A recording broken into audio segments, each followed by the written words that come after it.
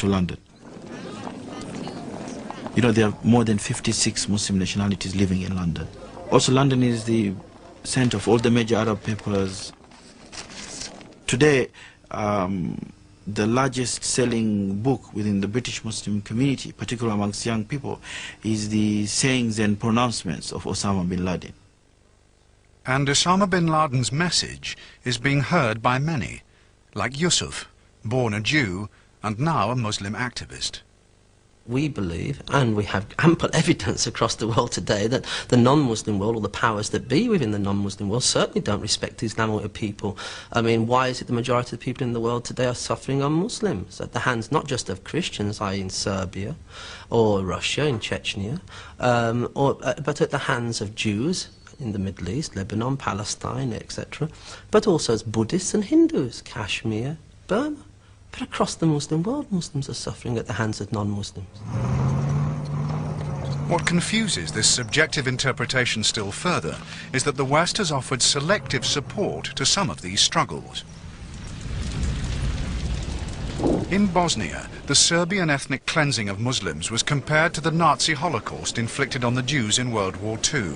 The West sent in a UN peacekeeping force, but as an arms embargo was placed on the Bosnian government, 4,000 mujahideen from across the world picked up arms instead.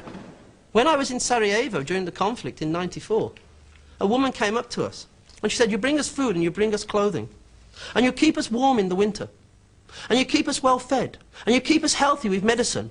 Why? So the Serbs can come down from the mountains like wolves and rape us because we don't have weapons to defend ourselves? Better you bring us weapons so that we can at least die fighting than you keep us warm so they can rape us."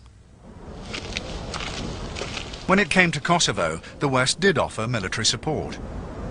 Indeed, NATO used the same sort of language as the Mujahideen to justify what some have called the first humanitarian war of the 20th century. Western support probably saved a good deal of what we might call European Muslims in this context. And that could be one of the shining moments that one could then take advantage of to try to turn to some advantage in improving relations between the West and the Muslim world. The ethnic cleansing of Islamic people in Bosnia and Kosovo has led some British-born Muslims who feel increasingly threatened to undergo military-type training. But the British government is drafting new anti-terrorism legislation to combat the potential domestic threat of those who become involved in jihads or armed conflict overseas. The perceived threat is that there are people coming back from different parts of the world who are trained, that will train others. It's legit to train a Muslim when he's in the territorial army, but if he goes abroad and gets trained and comes back and trains people, then it's illegitimate. Why? He's not breaking the law. He may not be breaking the law, but most people fail to understand why, in a peaceful democracy, Muslims would feel it was necessary to train. Ask Stephen Lawrence's family if it's a peaceful democracy and what justice did they get. Ask the people in the Bangladeshi youths in the East End of London and the Isle of Dogs, what democracy did they get? Who defended them? They defended themselves. Joyce Gardner, so many others. How many Muslims and other non-white people have been killed in police custody? Who defended them? And eventually, when nobody will defend you, it's left for yourself to defend yourself and yours. And if that means that we have to defend our own communities because the state will not defend us, then we will defend our own communities. For some Muslims, the war in Chechnya is the latest example of Western inconsistency. And this has once again become an Islamic issue. These are oppressions that exist against humanity rather than a particular group of a particular religion. I think what annoys Muslims is that when the media is using terminology like Muslim terrorists, Muslim warlords, Islamic warlords, and that's why then it becomes their issue. And that's why, to some, it suggests, well, these are Muslims again, they're the ones that have bombed Moscow, so therefore they should face the consequences. To the Russians, the ongoing story of Muslim rebels began in Afghanistan and ends in Chechnya, all masterminded by Osama bin Laden.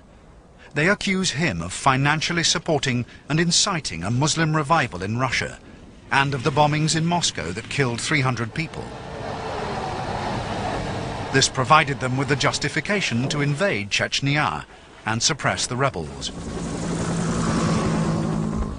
You have to remember that 4 years ago, Chechens won war against Russians.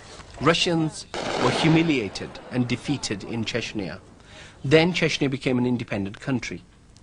Now for 4 years, KGB has masterminded in getting this message across to the Western world that all Chechens are terrorists. 20 years after the Afghan war, Russian and American intelligence services are sharing information on the threat of Islamic rebels. The Muslims of Chechnya are now fighting for independence and an Islamic state, led, of course, by an Afghan war veteran. I was in a mosque yesterday in the night, and the Imam was talking about Chechnya, about what is going on there. And the one thing again, Chechnya is like an Afghanistan for the 90s, in the sense that Chechnya has got everybody supporting it. The only missing ingredient in Chechnya is the sanctification by the West of the jihad that is going there. Now remember, you're talking about British Muslims who are part of the Western world. So now they are questioning why this double standard is taking place and we are here. And what is our responsibility towards this? For some Muslims, there is little difference between the jihad in Afghanistan in 1979 and the Russian bombardment of Chechnya today. 20 years ago this month, the Mujahideen in Afghanistan were freedom fighters. Today they are seen as terrorists. For the Mujahideen, the inconsistencies of the West over the last 20 years demonstrate that the non-Muslim world may be politically sophisticated, but is morally bankrupt. Muslims, whether they're white, black, Asian, Arab, whether they're religious or not religious, whether they're street guys in Birmingham or London, when oppression starts, they will fight. And they will fight because they have no choice in the matter.